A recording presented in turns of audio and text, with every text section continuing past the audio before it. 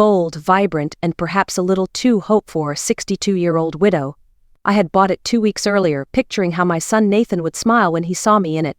"You look beautiful, Mom," I imagined him saying, the way he used to, when he was a boy and I dressed up for his school plays or award nights. Back when I still mattered. I slipped it on anyway. The silk felt cool against my skin, unfamiliar but comforting. In the mirror, I saw a woman who had grown practiced in hiding loneliness behind well-applied lipstick and polite smiles. Linda Barrett. Still my name even after the divorce from Nathan's father nearly 15 years ago. Some identities outlast marriages. The text had come that morning. "Looking forward to lunch, Mom." The usual spot, 1 p.m. Simple, warm enough to stir something inside me. At 35, Nathan had built a life far from mine, a sleek Chicago real estate career, a downtown penthouse, Instagram full of curated joy. But he was still my son, still the boy I raised alone when his father moved on. I arrived at Bravetti's Bistro 15 minutes early, holding my purse like a shield. The hostess, a young woman with soft curls and a sunny smile, led me to our regular table by the window. Around me, the restaurant hummed with the energy of Mother's Day, families laughing, children handing out handmade cards, bouquets gracing nearly every table. "Your son will be joining you?" the hostess asked, straightening the silverware. "Yes," I lied gently, "any minute now." 1 o'clock came and went. The waitress, older and kinder, brought water and bread I couldn't touch. "Would you like to order an appetizer?" she offered. "He's just running late," I replied, swallowing a knot that had nothing to do with hunger. "You know how traffic is."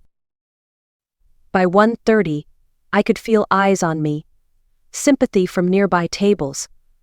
I ordered the salmon Nathan's favorite, telling myself he'd walk in just as the food arrived. Instead, my phone buzzed with a notification, his Instagram story. He was across town, smiling beside Deborah, his stepmother, with the caption, "Mother's Day lunch with my real mother. Grateful beyond words." The screen blurred as tears welled up, but none fell. Not yet, not here. I sat frozen, phone still in hand, while the noise of the restaurant swirled around me like wind I couldn't feel. Real mother. The words rang louder than the chatter, louder than the clinking silverware. They echoed down 35 years of memories, the scraped knees I kissed, the late-night fevers I soothed, the sleepless nights I worked 3 jobs to pay his college tuition, and suddenly it was like none of it had happened, like I had been erased. "Ma'am, are you okay?" the waitress asked softly, a note of concern replacing her earlier patience. I looked up at her kind eyes and tried to smile. "I'm fine," I lied. Again. I forced myself to eat a few bites of the salmon. It tasted like paper. Around me, families clinked glasses and laughed with ease, passing gifts and taking photos that would one day remind them they'd been loved. I stared at my plate, at the empty chair across from me, at the illusion I'd been nursing for years. Nathan still needs me. Nathan still cares. I pulled out my phone again. No new texts. No calls. No apologies. Just the photo of him with Deborah, that perfect smile of his lighting up the frame. I'd known, somewhere deep down, that I wasn't first in his life anymore. But I never imagined he'd choose to forget me entirely. Not on today, not like this. I paid the check, tipping generously out of habit. Rosa, the waitress, gave me a look that said she understood more than I'd spoken aloud. "Some people," she murmured as she collected the dishes, "don't deserve the love they're given." I nodded. Not in agreement, not in defiance, just in acknowledgement. The walk to my car felt longer than usual. Every step was heavy with the weight of memory. I drove home in silence, not trusting the radio to hold me together. When I reached my house, I sat in the driveway for a long while, the red dress growing tight around my ribs. Inside, I found last year's Mother's Day card in the kitchen drawer. I had kept it, tucked away like a small proof that I mattered once. A store-bought card with a generic printed message, signed simply Nathan. No note. No memory, just obligation. My phone buzzed. A text. "Sorry, Mom. Got held up at work. Rain check." Rain check. I stared at the words, numb. He still thought I didn't know. Still thought I was the woman who would swallow it down, make excuses, smile and nod. I started to type a reply, deleted it, tried again, deleted again. And then I typed the only truth that mattered: "I saw your post." He read it within seconds. No reply came.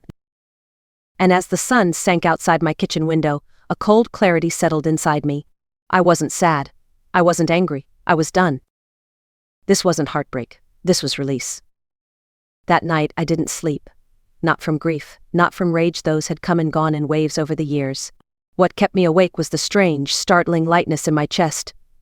A sense of space where something heavy had lived for far too long. The space where my devotion to Nathan used to reside. At 3 a.m., I opened my laptop. I typed into the search bar without even realizing my fingers had moved. Flights to Madrid. Spain had been a dream once. In college, before I met Nathan's father, before life rerouted everything, I had studied Spanish literature. I used to imagine sipping café con leche on a balcony, walking through art museums, writing poems no one would read. I never went. Marriage came, motherhood followed, and then divorce. Now, for the first time in decades, no one needed me, no one was waiting, no one was calling. And that emptiness. It didn't feel like failure. It felt like permission. I clicked book now on a one-way ticket departing in 48 hours. The next morning I made coffee and called my neighbor Donna. She was in her 70s, widowed, with more wisdom than anyone I knew. When my marriage fell apart, she'd sat with me on the porch and told me, "You've got more life left than you think." "Donna," I said, standing in her warm kitchen that smelled of cinnamon and lemon furniture polish, "I'm going away for a while." She looked at me, not startled, not confused. Just curious. "How long is a while?" "I don't know." She nodded. "Good. That boy of yours has taken too much from you already." I handed her the spare key, instructions to forward any important mail to my bank. I left the house exactly as it was, the wedding china still boxed in the basement, the baby clothes in a cedar chest upstairs, the framed photo of Nathan from his high school graduation on the mantel. All of it stayed, like relics of a woman I no longer was. 48 hours later, I stepped off the plane in Madrid, suitcase in hand, lungs full of air that tasted unfamiliar and free. My Spanish was rusty, but I managed enough to get to a small studio apartment in Lavapiés, a neighborhood full of color, sound, and second chances. The apartment was tiny, but it had a window that opened to a courtyard where an old woman hung laundry and sang opera every morning. There was a bed just big enough, a desk just wide enough, and silence just deep enough for rediscovery. The landlord, Federico, was a kind man in his 60s with wild eyebrows and a fondness for American jazz. "You are a writer?" he asked, eyeing my single suitcase and blank notebooks. "I'm figuring that out," I said. For the first week, I did nothing. I walked through the city until my feet ached. I sat in cafes, listening. I bought groceries from a tiny market run by a couple who argued lovingly over fruit prices. I practiced ordering coffee in Spanish. I turned off international data on my phone and let it rest untouched. The missed calls piled up. First Nathan, then Richard, his father, then Debra. Dozens of voicemails, none of them listened to. I imagined their conversations. "She's not answering. Where did she go? What is wrong with her?" Let them wonder. For the first time in my life, I wanted to be the mystery. And I was finally willing to be found by myself. The second week in Madrid passed like a breath I didn't know I'd been holding. I still hadn't touched my phone. It sat powered off on the bedside table, a silent witness to the life I'd left behind. Every time I glanced at it, I felt no urgency, no longing, only the faint hum of boundaries forming in the space where chaos used to live. One afternoon, I found a quiet cafe tucked between two narrow alleys near El Retiro Park. It smelled of espresso and old books, and the woman behind the counter had hair the color of storm clouds, and an accent that blended Ireland with Spain. Her name was Moira Sullivan, and she ran the place like she'd invented comfort. "You American?" she asked, setting down a perfect cup of café con leche. "Temporarily," I said, and she laughed, a warm, musical sound like wind chimes. "We're all temporary, love. Some of us just admit it sooner." Moira became my first real friend in Madrid. She was 68, twice divorced, and proud of it. Her children lived in different countries, but called every Sunday. She spoke with the confidence of someone who had been through hell and decided to decorate it.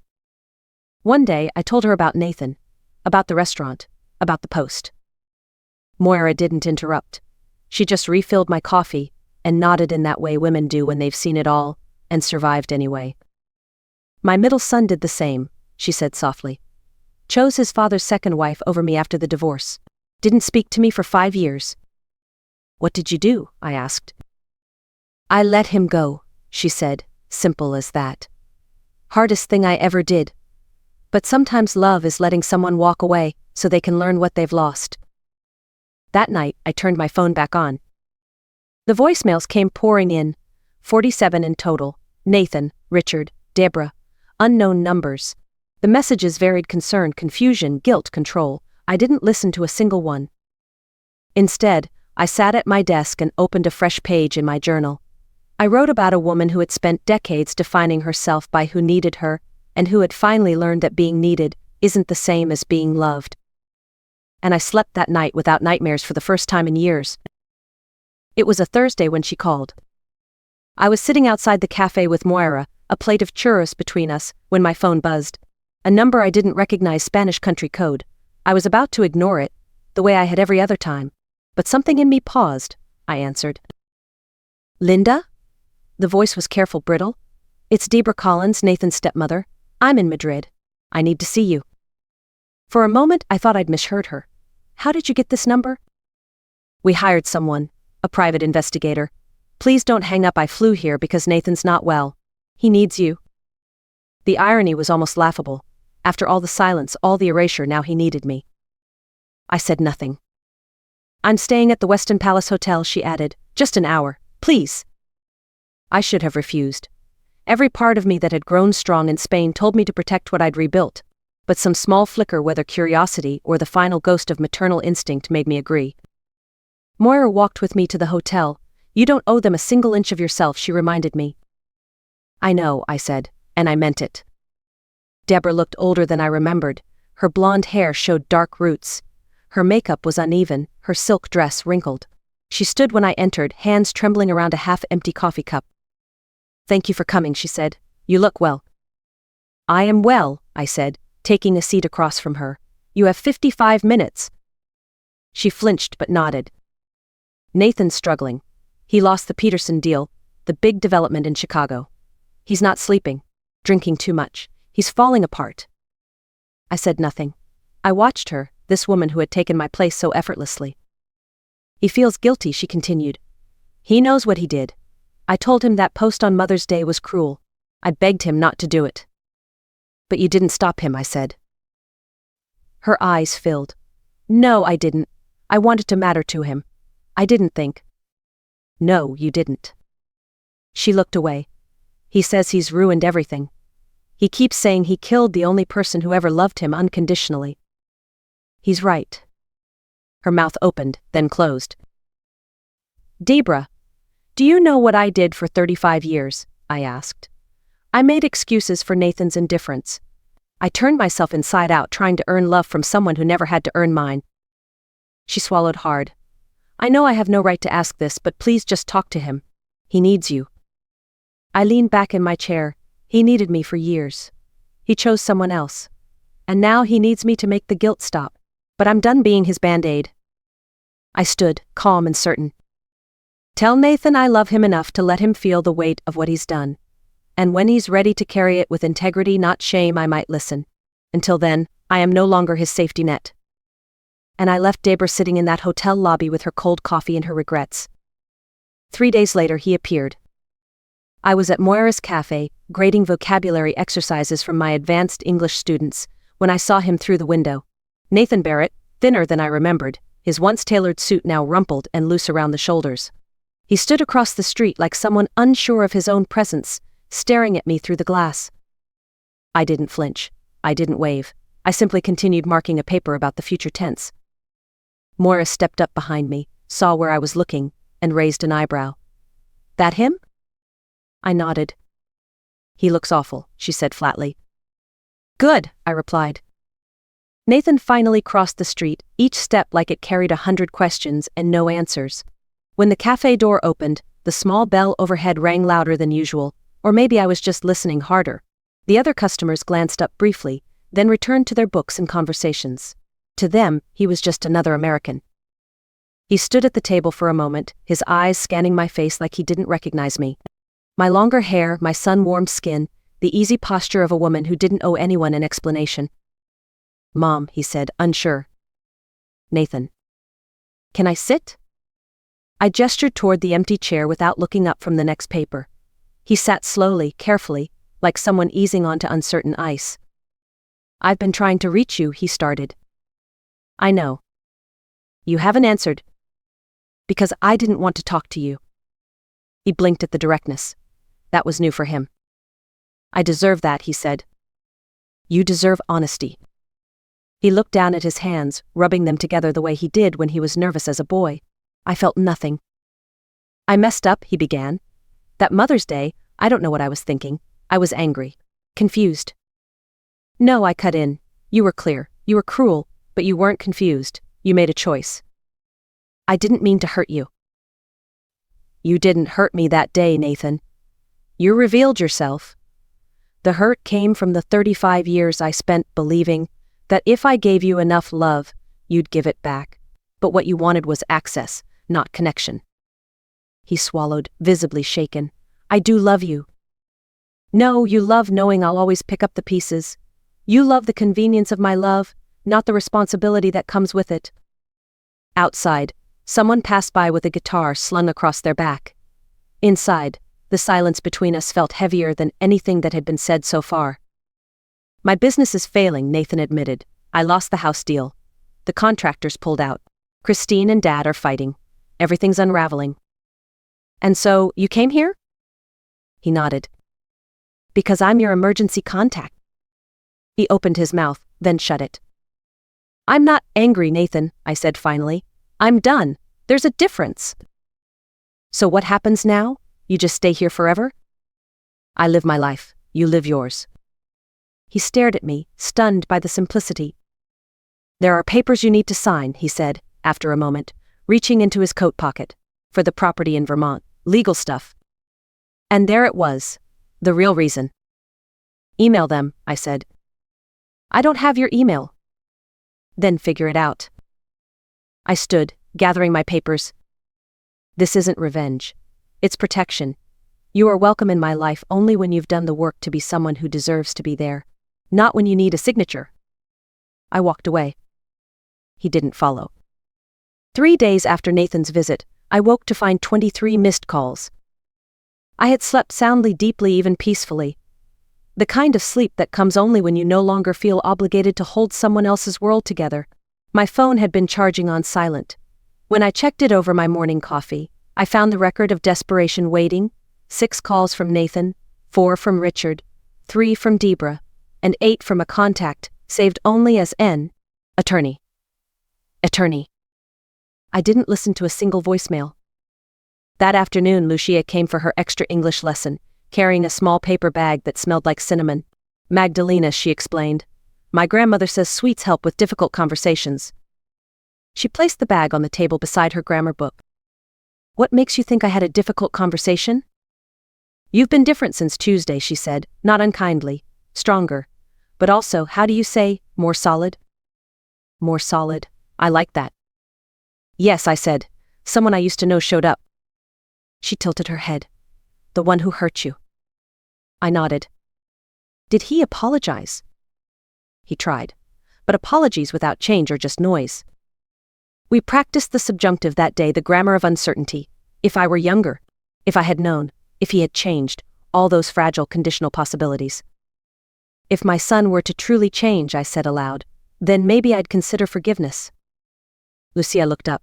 "But you don't think he will?" "No, I don't." She nodded like she understood far more than her years would suggest. "Then you are free." That evening, Moira insisted on taking me out. We sat at a rooftop tapas bar, looking out over the Plaza de Santa Ana, plates of patatas bravas and marinated olives between us. "You look different," she said, echoing Lucia. "Settled. Like a woman who stopped waiting." I smiled. I feel like I finally arrived in the one place I'd always avoided my own life. We clinked glasses of Rioja.